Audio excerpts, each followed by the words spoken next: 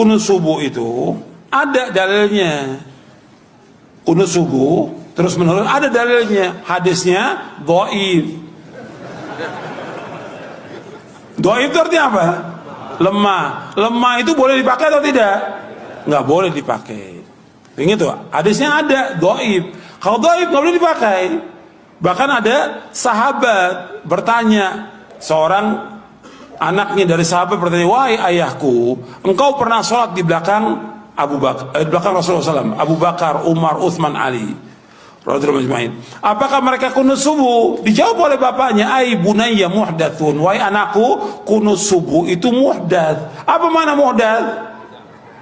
Beda. Bahkan lebih tegas lagi di Sunan Nasai dijelaskan, ai bunayya bid'atun, wahai anakku, kunut subuh itu bid'ah. Kalau bid'ah nggak boleh kita ikut. Sekarang kalau kita sholat di belakangnya orang yang kunut subuh, ya kita memperbanyak baca pujian kepada Allah. Bisa kita baca Rabbana lakal hamdu terus kita ulang-ulang sampai 10 kali nggak ada masalah. Bahkan Nabi pernah membaca li rabbil hamdu li rabbil hamdu li rabbil hamdu li rabbil hamdu terus sebanyak-banyaknya. Bab saat itulah saat memuji kepada Allah. Mereka kunut, biarkan mereka kunut. Kita baca pujian kepada Allah, jangan ikut kunutnya dia. Tapi kalau dia sujud wajib ikut karena kita bermakmum dengan imam. Nggak boleh kita menyalahi imam. Tapi ketika dia berbuat beda, nggak boleh kita ikut bid'ahnya. Jelas? Kemarin banyak persoalan-persoalan tentang kunut. Kunut itu bid'ah katanya, Ustaz. Begini. Anda boleh punya pendapat, tapi Anda jangan lupa ada ragam pendapat dari para ulama. Maaf ibu bapak sekalian, keterangan hadis kunut itu bid'ah terdapat di hadis ada An-Nasai, ada juga di Al-Bukhari. Turunkan semua hadisnya. Anda tahukah Anda riwayat hadisnya itu juga kunut? Imam An-Nasai mazhabnya Syafi'i, beliau kunut. Imam Al-Bukhari mazhabnya Syafi'i, beliau kunut. Saking objektifnya beliau riwayatkan tentang sahabat yang tidak kunut. Kenapa beliau tidak kunut? Karena dalam hidupnya tidak pernah melihat Nabi kunut. Sahabat ini, tapi kan yang lain banyak sahabat juga. Di ketika Nabi berjalan, tidak semua sahabat ikut. Nabi ke Badar, sebagian sahabat ikut. Nabi ke Uhud, sebagian sahabat ikut. Tidak setiap tempat sahabat ikut semua. Saya mau ke Uhud ya, semua Madinah ikut ke Uhud. Madinah kosong. Saya ke Badar ya, saya ke Taif ya, apa semua ikut? Tidak, semua menyebar. Makanya ketika Nabi perjalanan, sebagian sahabat ikut. Nah, ada seseorang ketika berada di belakang Nabi, setiap dia sholat di belakang Nabi, dalam keadaan subuh, Nabi tidak kunut. Sedangkan sifat sahabat itu mengamalkan apa yang dilihat. Jadi yang dia lihat itu yang diamalkan. Misal, Wa'il bin Hujur sholat di belakang Nabi, Nabi turun pakai lutut. Abu Hurairah sholat di belakang Nabi, Nabi turun sujud pakai telapak tangan.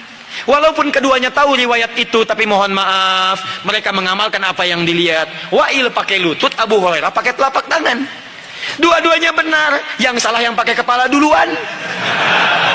Belum apa-apa sudah ramai kepalanya, ini bid'ah, ini salah, ini. Itu muka Anda dari ujung kepala sampai ujung kaki bid'ah tuh.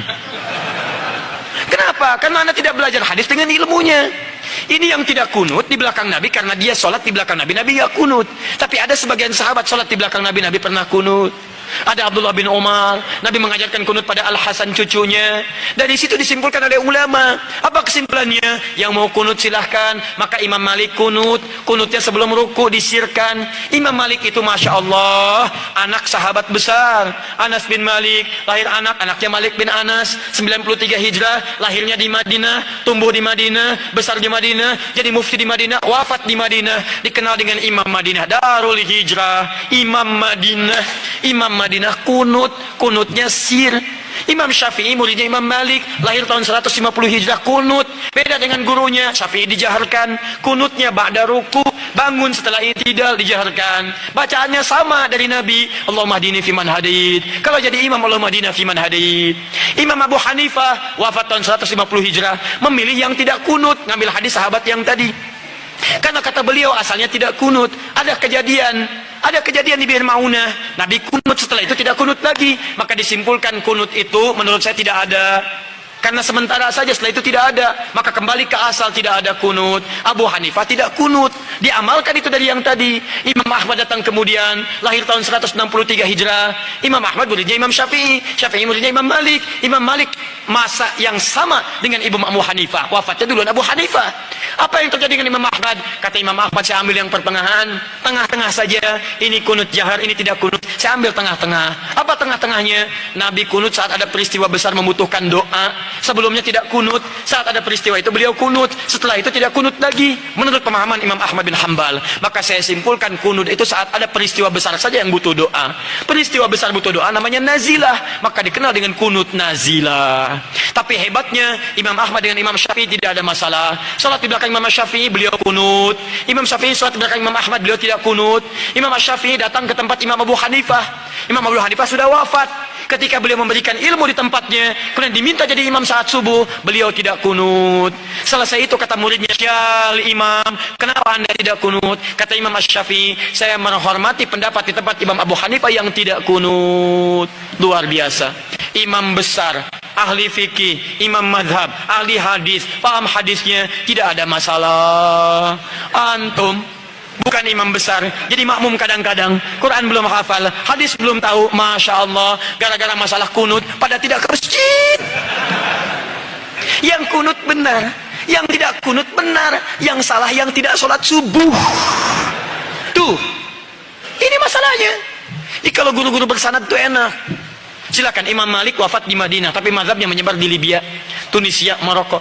Jadi kalau antum ingin melihat mazhab ahli Madinah dulu, prakteknya di Libya, prakteknya di Maroko, prakteknya di Tunis. Tiba-tiba datang orang sekarang yang tidak tahu ilmu mengatakan, Masya Allah, lebih bagus orang Madinah dibanding dengan orang Libya. Dipecah-pecah kita di situ. Pada dua-duanya bagus.